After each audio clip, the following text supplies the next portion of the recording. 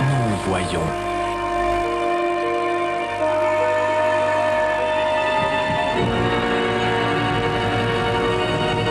Nous entendons. Nous ressentons. Nous avons tous notre propre sensibilité. Certains ont le pouvoir de ressentir les événements en avance.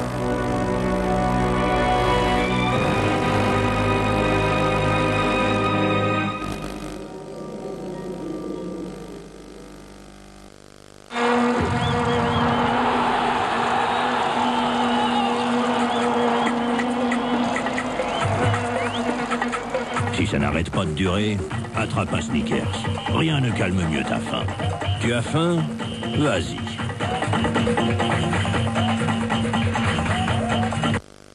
Même quand il fait beau, le sentier de la guerre peut être boueux. Heureusement, il y a le nouvel Ariel Color avec action de pré-trempage. Les taches sèches sont ramollies et complètement éliminées. Et ça, Ariel est le seul à y parvenir. Quand on exige l'impeccable, on exige Ariel. Le plus rock, le plus blues, le plus soul des groupes Rhythm and Blues est de retour. We're the Blues Brothers. Dan Aykroyd, John Goodman, Blues Brothers 2000 au cinéma. Oula, le nombre de nanas au volant, c'est incroyable, hein. Ça a marqué, ça. Une autre qui me double. Ah, voilà. C'est les femmes, ça. Elles se croient Ça, tout ça. permis, hein. Oh, Hey, oh, bouge un peu, là. quand t'as fini de te maquiller, tu me fais signe, ok? Étonnamment spacieuse, généreuse dans son équipement et remarquablement sûre. Opel Corsa. Laissez-vous surprendre. Imoline. Jusqu'à présent, je travaillais à Sion. Maintenant, j'ai un nouveau job à Genève, alors j'ai cherché un appartement. J'ai fait un téléphone à Imoline et ils me l'ont trouvé tout de suite. Easy. Et puis en plus, c'était gratuit. Peu importe où vous cherchez un appartement, un coup de fil suffit. 0848 830 000. Imoline. Opel Corsa, airbag conducteur, moteur écotech, radiocassette, affichage de la température extérieure et bien d'autres choses. Déjà pour 13 950 francs. Comment lui résister?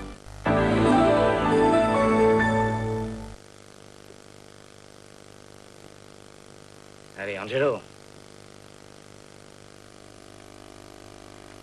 Angelo, réveille-toi. Debout. Gueule pas comme ça, je suis réveillé, quoi, je suis réveillé. Oui, eh bien alors habille-toi, ça suffit comme ça. Je suis bien comme je suis. Ceux à qui ça plaira pas, ils viendront.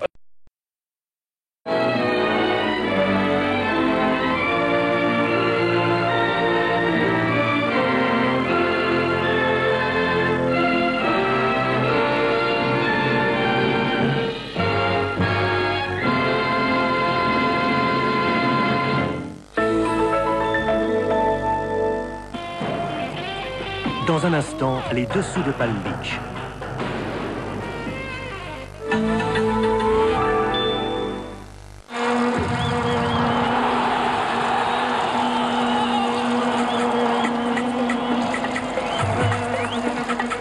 Si ça n'arrête pas de durer, attrape un Snickers. Rien ne calme mieux ta faim. Tu as faim? Vas-y.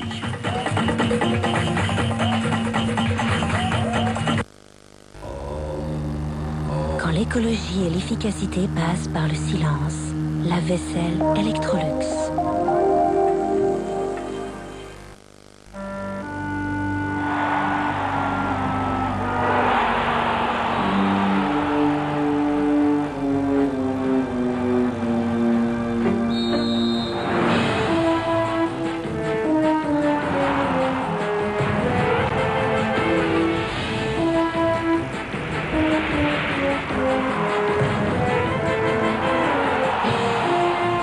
Fiat Seicento, graine de championne. Récréation. À la récréation, les enfants devraient manger de manière raisonnable. La nouvelle Milchschnitte, à la farine de froment, aux œufs, au beurre, au sucre, au miel et surtout avec beaucoup de lait est donc idéale. Kinder Milchschnitte, le petit repas au lait, au rayon produits laitiers. Bonjour, c'est propre ici, hein? Mais où est l'heureuse ménagère? Oh, tout brille. Et ziou. Parfait. Aucune trace de gras, ni en bas, ni en haut. Et l'heureuse ménagère modèle, elle a sûrement congé aujourd'hui. Sipuro, la manière futée de nettoyer. Sipuro, oh oh.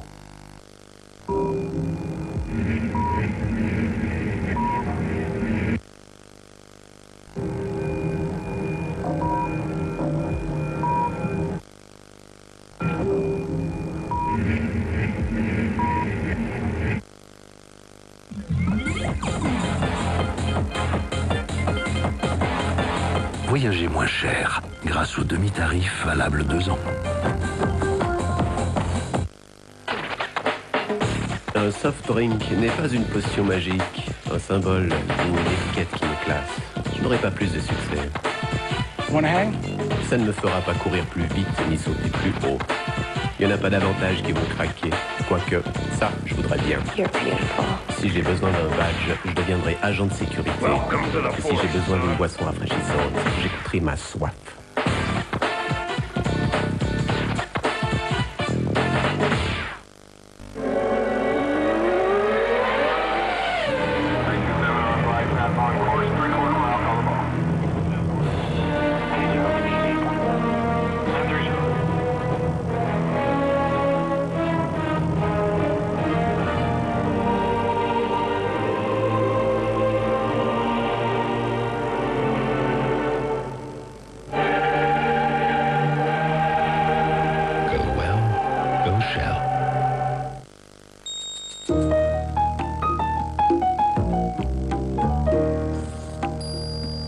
Il est le seul à s'échauffer aussi vite.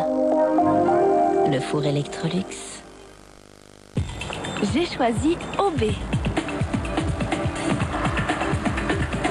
Parce que les bandes ne savent pas patiner. Les tampons OB sont hygiéniques et bien plus discrets que les bandes, parce qu'ils absorbent les règles là où elles se produisent et s'adaptent naturellement à l'intérieur du corps. OB, propre et discret.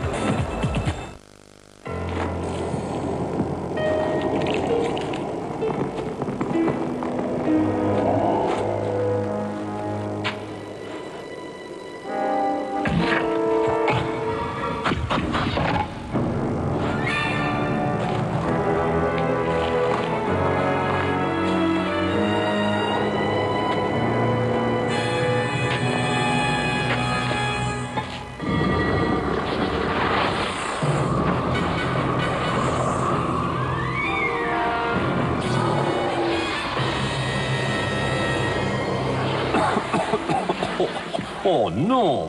Comment peut-on se faire avoir avec un truc aussi connu? Donnons-lui encore une chance.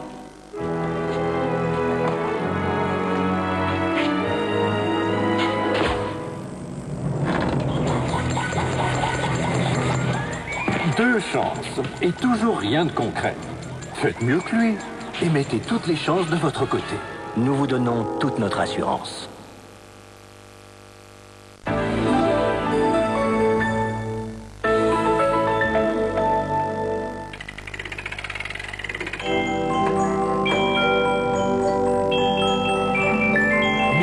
Sur TSR1, c'est l'heure des fictions frissons. Le film de minuit, tous les samedis sur TSR1. Le film de minuit avec avant-première. J'arrive plus à lever mon bras droit. Vous allez devoir rester tranquille quelque temps, sergent. C'est un des accès qui a dû s'en prendre à cette fille.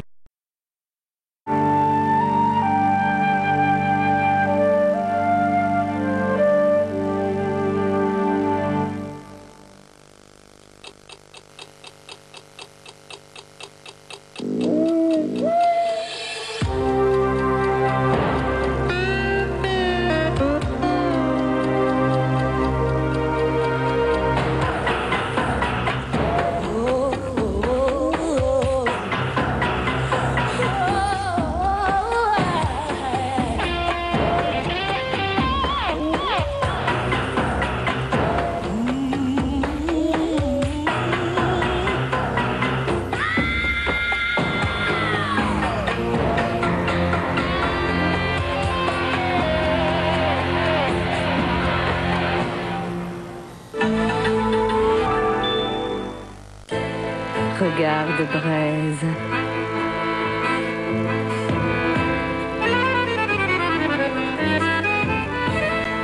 Passion. Ambiance. Chicco d'oro. Le groupe Rhythm and Blues américain, le plus inoubliable, le plus rock, le plus blues, le plus soul est bel et bien de retour. This is my new partner, Mighty Mac. Dan Aykroyd, John Goodman. Get the hell out of my office right now! I think you need a hug. Blues Brothers 2000 au cinéma.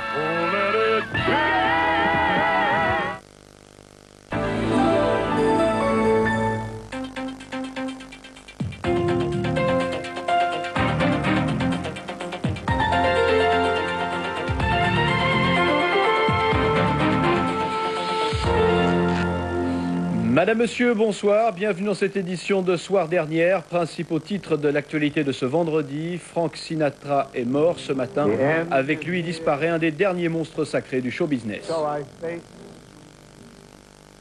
C'est une surprise. L'Union syndicale suisse est décapitée après Christian Brunner. Vasco Pedrina quitte la présidence de l'USS. Et puis à la fin de ce journal, ne manquez pas la version intégrale de l'interview exclusive que Fidel Castro a accordée à Abraham Ziziadis. Mais tout d'abord, ce voyage attendu depuis des mois. Flavio Cotti est arrivé cet après-midi à Tel Aviv pour une visite officielle sans précédent depuis 13 ans dans l'État hébreu. Mais c'est auprès de Yasser Arafat et dans le territoire palestinien que Flavio Cotti a commencé sa visite à Gaza. Le reportage d'un de nos envoyés spéciaux, Alain Hertig. Ces images viennent tout juste de nous parvenir. Vous voudrez bien nous excuser pour la mauvaise qualité de la transmission.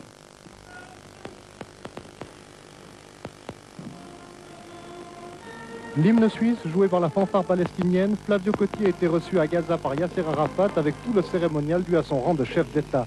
Cette rencontre, qui inaugure la tournée proche-orientale de Flavio Cotti, a eu lieu sous des auspices bien particuliers. Le chef de l'autorité palestinienne est en effet sous le choc. Après les affrontements qu'a connus Gaza, la visite du président de la Confédération prend donc une importance particulière pour Yasser Arafat. Flavio Cotti, par le hasard du calendrier, Flavio Cotti est en effet le premier chef d'État occidental à se rendre ici à Gaza après les morts qu'ont connus les territoires palestiniens. Yasser Arafat attendait en effet une espèce de soutien de la part des pays occidentaux. Nous attendons que la Suisse continue à œuvrer pour le processus de paix et qu'elle continue à nous aider économiquement. Dans ce contexte, Flavio Cotti a dû lui aussi évoquer les morts palestiniens. J'exprime aussi ici la participation la plus émue et la plus sincère de la Suisse au drame vécu hier par nombre d'innocents pas très loin d'ici. Nous sommes convaincus qu'il faut arrêter la violence et prendre immédiatement les mesures nécessaires pour un retour au calme et pour revenir au processus de paix. Ce processus de paix, Flavio Cotti devra en reparler ces prochains jours. La politique proche-orientale l'a véritablement rattrapé depuis qu'il a posé le pied au Moyen-Orient. Cette visite de Flavio Cotti intervient donc dans un contexte local très tendu après les affrontements d'hier qui ont causé la mort de 9 Palestiniens. Aujourd'hui, des heurts à nouveau violents se sont produits à Hébron et à Jérusalem. Cécile During. Cet après-midi, des centaines de jeunes Palestiniens sont à nouveau descendus dans les rues d'Hébron, en Cisjordanie. Et comme au temps de l'Intifada, c'est à coups de pierre qu'ils s'en sont pris aux soldats israéliens qui protègent les 400 colons vivant dans l'enclave du centre-ville. Les militaires ont riposté en tirant des balles en caoutchouc. Manque de chance, c'est un photographe de presse israélien qui a été la première victime de ces affrontements. Du côté palestinien, on déplore également un blessé. Dans la capitale israélienne, ce sont des milliers de fidèles palestiniens qui sont venus se recueillir, comme chaque vendredi, à la mosquée d'Al-Aqsa. À cette occasion et par crainte de nouvelles flambées de violence, les forces de l'ordre israéliennes étaient dès ce matin sur le pied de guerre. Elles ont finalement dû intervenir pour faire cesser les jets de pierre tirés par les Palestiniens depuis l'esplanade des mosquées sur les Juifs priant en contrebas. C'est dans ce contexte d'extrême tension que Madeleine Albright et Benjamin Netanyahou se sont rencontrés hier à Washington. Mais une fois de plus, aucun accord n'a pu être trouvé concernant le retrait de l'armée israélienne de Cisjordanie. Le président de la Confédération, on l'a vu, s'est rendu à Gaza peu après son atterrissage. Il est arrivé au milieu d'une population palestinienne en deuil qui enterre les morts de la veille. On retrouve un de nos envoyés spéciaux, Renaud Duménil. Un scénario bien connu. Gaza enterre ses morts tombés sous les balles des soldats israéliens. Les affrontements d'hier ont été d'une rare violence. C'est dans cette atmosphère de deuil que les Palestiniens reçoivent ce soir M. Coty. Dans la famille Wahidi, on pleure la mort du chef de famille. Ses 14 enfants, sa femme, son père, ne se consolent pas à l'idée qu'il est devenu un héros. Samel Wahidi, ambulancier, a reçu une balle israélienne en tentant de porter secours à un jeune Palestinien blessé au cours des affrontements. Sous les fenêtres de la maison, parents et amis défilent pour se joindre à la souffrance de la famille. Une tristesse déjà devenue colère pour certains.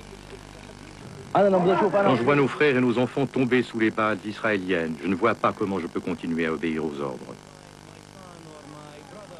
Pourtant, cette fois-ci, les armes des policiers palestiniens ne se sont pas retournées contre les soldats israéliens. L'autorité palestinienne de M. Arafat fait tout pour contenir ces hommes afin de ne pas donner à M. Netanyahou le prétexte d'abandonner définitivement les promesses d'Oslo. Le leader palestinien compte également sur l'aide internationale dans ces moments de trouble.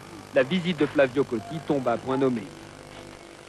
En Indonésie, malgré le retour du président Suharto, le pays reste dans une situation pré-insurrectionnelle. Hier, près de 200 personnes ont trouvé la mort dans les troubles. Aujourd'hui, l'armée occupe la rue. Les États-Unis et le Canada rapatrient leurs ressortissants. Raphaël Engels. Rue de la capitale indonésienne, les traces des émeutes de ces derniers jours sont visibles partout. Hier, 170 personnes ont péri dans l'incendie de ce supermarché dont les restes fumants attiraient l'attention des passants ce matin. Pour le reste, aujourd'hui, un calme précaire semble s'être installé à Jakarta. Il faut dire que l'armée s'y est déployée, mais elle n'a pas eu à utiliser ses armes et aucun couvre-feu a été décrété. La seule présence des soldats semble avoir retenu les émeutiers. Certains y voient le calme avant la tempête, au moment où Suharto devait rentrer au pays. Suharto, justement, le voici à son retour du Caire tôt ce matin. Sa situation semble précaire, alors qu'il y a peu, les opposants se retrouvaient en prison s'ils évoquaient son départ. Aujourd'hui, il ne se gêne plus. Amien Raïs, par exemple, leader d'une organisation musulmane forte de 20 millions de membres.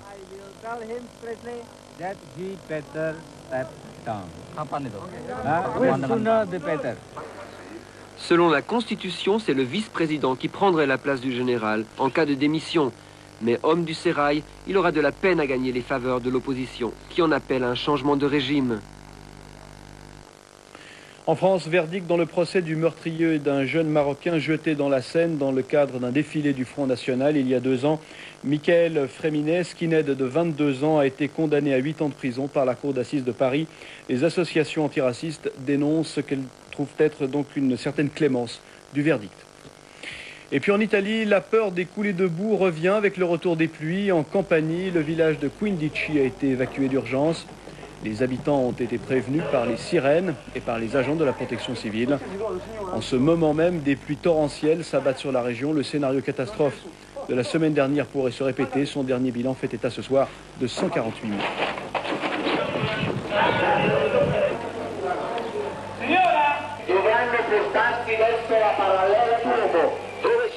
Hillary Clinton a mis un terme à sa courte visite à Genève. Avant de partir, la First Lady a offert une médaille en bronze au Palais Wilson, qui accueillera bientôt le commissariat aux droits de l'homme des Nations Unies. La médaille est à l'effigie du président Wilson.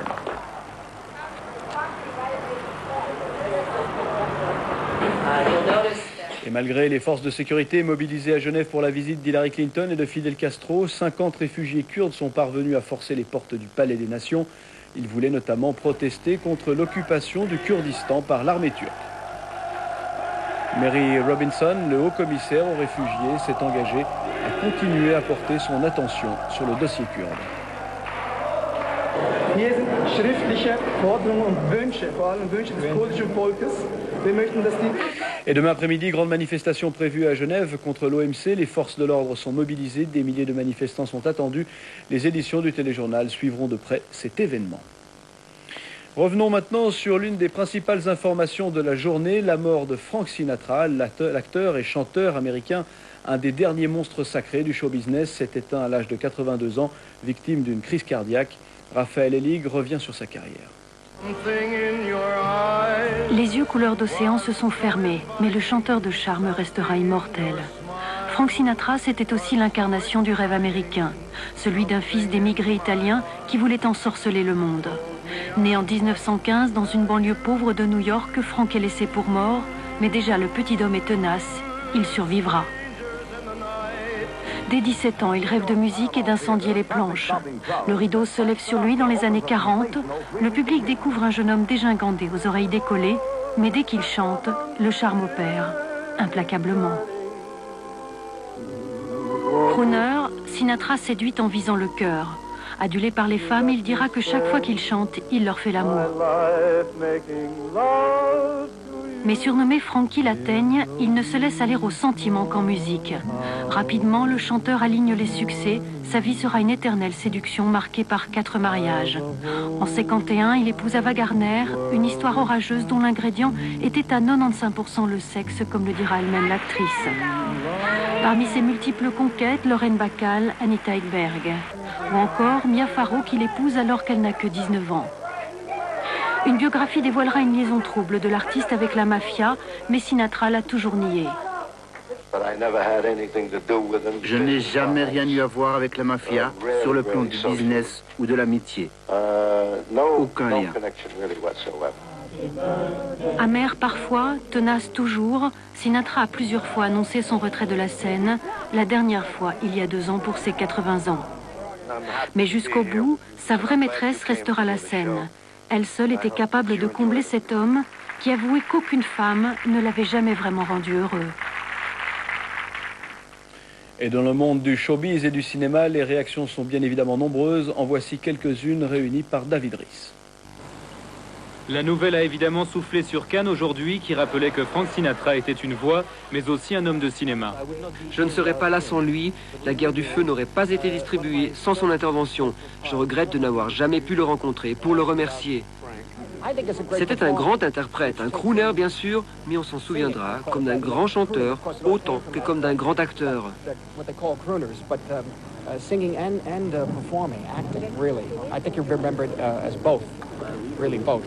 À qui est-ce qu'on peut le comparer aujourd'hui? Il y a beaucoup de talent, mais lui c'était une idole, l'original. Martin Scorsese qui doit justement réaliser prochainement un film autour de Frank Sinatra, lequel devrait être incarné par John Travolta, lui aussi à Cannes.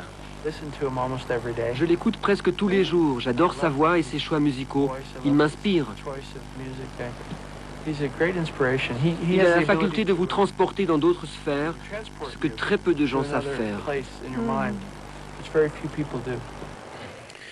En Suisse, le procès du pédophile René Osterwalder s'approche de son dénouement. Aujourd'hui, la cour d'assises de Zurich a entendu la plaidoirie de l'avocat de la compagne du pédophile.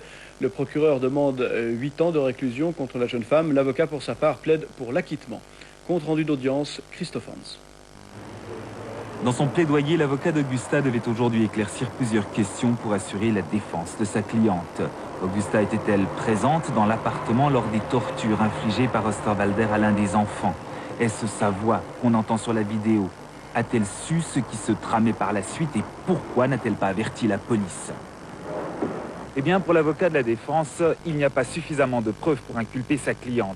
Elle ne savait rien des penchants pédophiles et sadiques d'Osterwalder au moment des fêtes. Et puis, cette voix sur la vidéo, rien ne dit qu'il s'agit de la sienne. Les experts n'ont pas été capables de l'affirmer à 100%. Enfin, pourquoi n'a-t-elle pas averti la police? Eh bien, elle était terrorisée. Elle craignait qu'Osterwalder se venge sur ses proches. Devant la cour d'assises, l'avocat a donc demandé l'acquittement pour sa cliente. Mais hier, le procureur, ici à l'image, avait requis 8 ans de réclusion. À la fin des plaidoiries, Osterwalder a rappelé une nouvelle fois qu'il regrettait ce qu'il avait fait et qu'il espérait pouvoir s'améliorer. Quant à son ex-amie, elle a fondu en larmes. Elle a dit qu'elle aimait tellement la vie qu'elle pensait qu'elle pouvait très bien se réinsérer. Elle en a appelé à la clémence du jury. Ce dernier a commencé ses délibérations cet après-midi. Il rendra sa sentence mardi 16h. Après Christian Brunner, c'est au tour de Vasco Pedrina de quitter la présidence de l'Union syndicale suisse. Le tandem avait été élu à la tête de l'USS il y a 4 ans. Ce double retrait surprise devrait être effectif à la fin de l'année. D'ici là, il faudra trouver des successeurs. Nicolas Rosset. Le Congrès a élu à l'unanimité contre 6 voix les collègues Christian Brunner et Vasco Pedrina. Vasco Pedrina suit Christian Brunner, élus ensemble il y a 4 ans à la coprésidence de l'Union syndicale suisse. Ils se retireront ensemble en novembre. Pour une raison identique, la surcharge de travail. Pour Vasco Pedrina, impossible d'assurer seul les présidences de l'USS et du syndicat Industrie et Bâtiment. Un double retrait pas synonyme d'échec de la coprésidence, a répété Vasco Pedrina. Le Tessinois a rappelé les succès électoraux, loi sur le travail ou encore révision de l'assurance chômage, même si l'USS avait apporté un soutien tardif au référendaire. Autre victoire pour Vasco Pedrina, la CCT pour la construction et pour l'avenir, les combats ne manquent pas. Il y a des gros défis devant nous. Je pense par exemple à l'Europe ou à l'avenir des assurances sociales. Deuxièmement, sur le plan organisationnel, il faut à tout prix éviter que se crée une cassure entre les secteurs publics et privés. Resserrer les liens entre syndicats, la FTMH et le SIB ont montré l'exemple en unissant leurs forces. Autre objectif et non des moindres pour le Conseil national Paul Rechsteiner, probable futur président de l'USS, stopper l'hémorragie au niveau des membres. En 4 ans, sous la coprésidence Brunner-Pedrina, l'USS a perdu 10% de ses effectifs. Élection très attendue demain soir à Zurich de Mr.